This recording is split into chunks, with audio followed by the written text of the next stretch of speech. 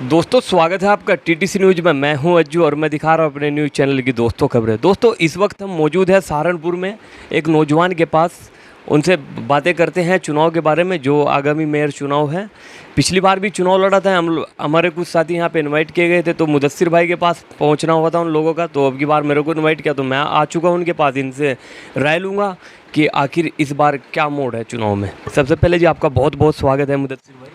सबसे पहले तो आपका टीटीसी न्यूज़ का भी बहुत बहुत स्वागत है। आप आए, आप कीमती वक्त निकाल के, और आपका शुक्रिया। मेरा नाम मुदस्सिर अली है। मैं वार्ड 60 हयात कॉलोनी का रहने वाला हूं और 2017 में यहीं के मुद्दों को उठाकर यहीं के स्थानीय से चुनाव लड़ा और बहुत कम वोट मिले, लेकिन हिम्मत नहीं हारा और इंशाल्लाह 5 साल मेहनत की है और आने वाले 6 महीने बाद चुनाव हैं पार्षद के, तो दोबारा तैयारी है और इंशाल्लाह चुनाव लड़ेंगे। मुस्लिम कम्युनिटी में कुछ चुनिंदा लोगों को ही पसंद आते हैं, एक तरफा क्यों नहीं आते जब मुस्लिमों की आवाज़ उठाते हैं असदुद्दीन ओवैसी?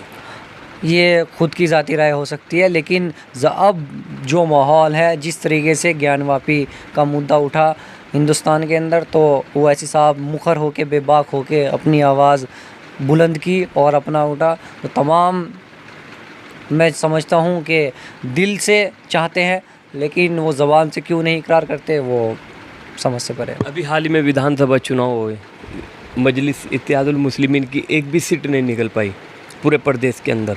हार का मुख्य कारण, और ख़ासकर सहारनपुर में कोई एक मुख्य कारण कि इस प्रकार में यहाँ पे नहीं जीत? नहीं, एमआईएम को काफ़ी वोट मिला है, और लेकिन मैं समझता हूँ कि कहीं ना कहीं हमारी भी कमी रही होगी, लेकिन टीम की कोई कमी नहीं। टीम ने दिन रात मेहनत की है, जिलाध्यक्ष ने मेहनत की है, प्रत्याशी ने दिन रात, हमारे प्रत्याशी ने मेहनत की है। जनता पहली बार थे विधानसभा में, पहली बार आए देहात विधानसभा में, चुनाव लड़े। जैसे हम जनता को नहीं पसंद है ऐसे नहीं, तो अगली बार इंशाल्लाह दोबारा फिर एमआईएम से तैयारी करेंगे और हमारे प्रत्याशी लड़ेंगे। मुस्लिमों की आवाज़ उठाते हैं बैरिस्टर असदुद्दीन ओवैसी, और मुस्लिम वोट क्यों नहीं देते? बस ये मैं समझता हूँ कि मेरी तो ये है कि मैं वोट देता हूँ, लेकिन मुझे समझ नहीं आता कि लोग क्या चाहते हैं, क्या अपेक्षा करते हैं। अगर वो चाहते हैं कि एक बेसिक मुद्दे को लेकर लड़े या वैसे लड़े, तो ऐसा कोई वो नहीं है। जिस तरीके से मुसलमानों की दुर्दशा हो रही है और समाज की हो रही है, जिस पे कोई लीडर 36 मुस्लिम विधायक जीत के आए हैं, और हाल ही का मुद्दा देख लो कि कोई आवाज़ उठाने को तैयार नहीं, तो मैं समझता हूँ कि अगर वो तब भी नहीं समझ रहे हैं तो उनका सोच हो सकती है। सिर्फ भाई आप पार्षदी में चुनाव लड़े, पिछली बार भी आपको थोड़ा बहुत अनुभव तो हो चुका है 2017 के चुनाव से। वैसे आप पार्टी में 2014 से हो और सब चीज़ों का पता लग गया है सियासत में क्या होना है क्या नहीं होना।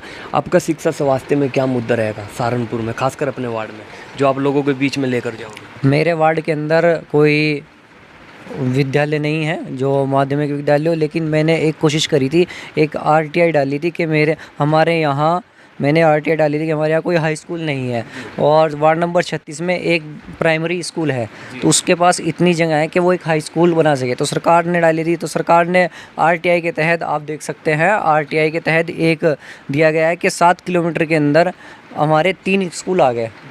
तो अभी फ़िलहाल स्कूल नहीं बन सकता, इसमें इंटर कॉलेज आ गए हैं 3, और जैसे ही कुछ होगा ऊपर से कार्यालय, कुछ जिला अधीक्षक के यहाँ से कुछ हुआ है कि नोटिफिकेशन आएगी, तो हमें बताएंगे क्या करना है, तो इंशाल्लाह हम उसका प्रोसीजर दोबारा करेंगे।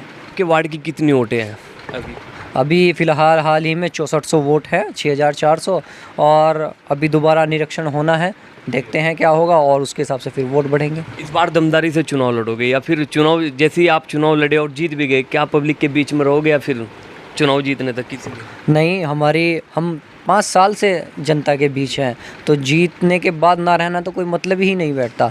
चुनाव में रहेंगे, चुनाव लड़ेंगे और चुनाव जीतेंगे और जनता की सेवा करेंगे। मेरा मकसद ही हमेशा यही रहा। मेरा हमेशा एक फाउंडेशन रहा है, हेल्प फाउंडेशन, जो मैं पिछले 7-8 साल से चला रहा हूँ। मैं गरीब बच्चों को कॉपी और किताबें और सर्दी के अंदर कपड़े, इस बार हमने 100 से ज़्यादा रज़ाइयाँ अकेले ने बांटी है, और 1000 जोड़े 500 जूतों की जोड़िए अपनी तरफ से मैंने तकसीम किया, घर घर जाकर, जहाँ मुझे लगता है, जैसे जहाँ लगता है, तो मैं खुद अब बांट के आता हूँ। आप एक नौजवान हो, नौजवानों को क्या मैसेज? मैं नौजवानों से कहना चाहता हूँ कि सबसे पहले कि खूब पढ़ें। शिक्षा का महत्व सबसे ज़्यादा है। अगर आप शिक्षित हैं तो जब भी समझदार बन सकते हैं और अपने समाज की सेवा कर सकते हैं। अगर शिक्षित नहीं हैं तो मैं नहीं समझता आप बेहतर तरीके से अपने समाज की सेवा कर सकते हैं। आखिरी मैसेज क्या दोगे अपने वार्ड के लोगों को? मेरे वार्ड के लोगों को यही मैसेज है कि अपना जो भी जनप्रतिनिधि जैसा भी चुने, ज़मीनी स्तर का चुने, और जो आपकी बात समझने वाला हो और आपके सुनने वाला हो। आप जिसे कह सके हाथ पकड़ के रात को 2 बजे के उठ मुदस्सिर हमारा ये काम कर, तो वो ऐसा करने वाला हो। पैसे वालों को चुन लेते हैं और पैसे वाले काम नहीं करते, बाहर जा के बैठ जाते हैं, तो उनसे कोई फ़ायदा नहीं है। उन्हें ऐसे लोगों को जिताकर अपने समाज की सेवा करने वाले को जिताए, जो पहले से ही लोगों की खिदमत करता हो। वो जीतने के बाद कितनी खिदमत करेगा ये आप सब जानते हैं भली बात। दोस्तों ये थे मुदस्सिर भाई, इन्होंने अपनी बेबाक राय दी और कहा कि इस बार अगर मेरे को मौका मिलता है चुनाव में तो हम लोगों की समस्याओं का निस्तारण करेंगे। अगर 1 बजे भी फ़ोन करेंगे तो हम लोगों के बीच में 1 बजे भी अवेलेबल रहेंगे। दोस्तों हम देते रहेंगे इसी तरीके से आपको अपने टीटीसी न्यूज़ की जानकारी। मिलते हैं आपको नेक्स्ट वीडियो में।